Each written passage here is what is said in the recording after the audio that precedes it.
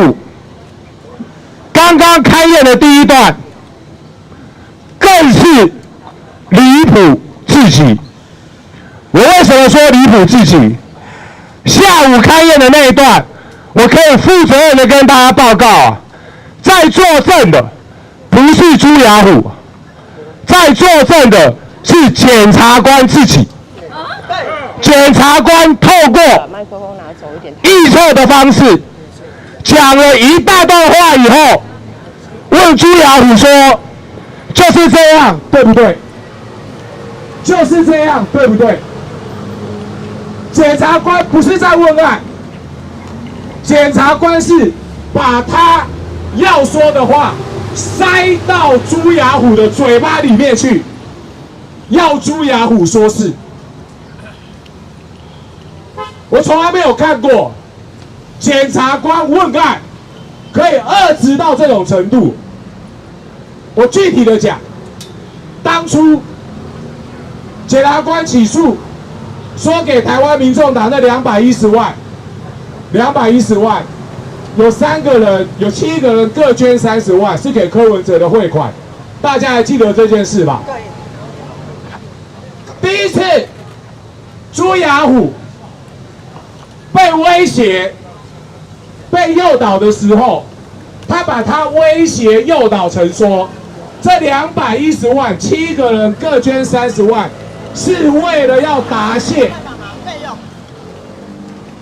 让金华城的容积率恢复到560。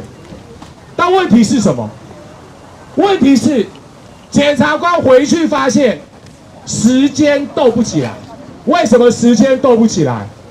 因为台北市府回复给金华城560是依照监察院的纠正，监察院叫台北市府这样干，恢复了560以后，过了2年，台湾民众党创党，7个人，1个人捐30万给台湾民众党政治现金，这怎么会跟恢复560时间序列根本不一样？后来检察官发现这个故事根本倒不起来，所以把朱雅虎找来，要朱雅虎更改他的供词，说这210跟560一点关系也没有，是为了楼地板面积120560，对不对？朱雅虎说不对，检察官继续劝他，就是我刚讲的那些，对不对？逼到朱雅虎说是就是这样，顺利的把检察官自己要讲的话塞到朱雅虎的嘴巴里面以后，变成了什么？朱雅虎的证词。我可以负责任跟大家报告，这已经不是诱导询问了，这也不是有罪推定，这根本是罗织入罪。我再说一次，这不是诱导询问而已，这也不是有罪推定，这是罗织入罪。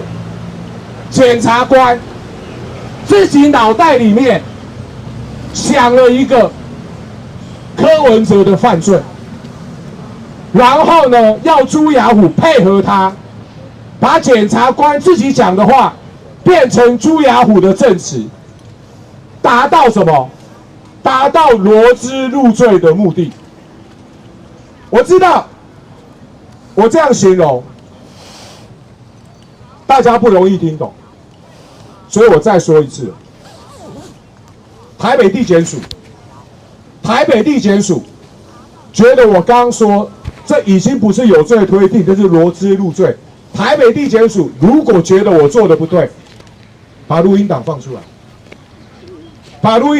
来，交给全国各大媒体，让全台湾人来听一听。这如果不是罗织入罪，什么是罗织入罪？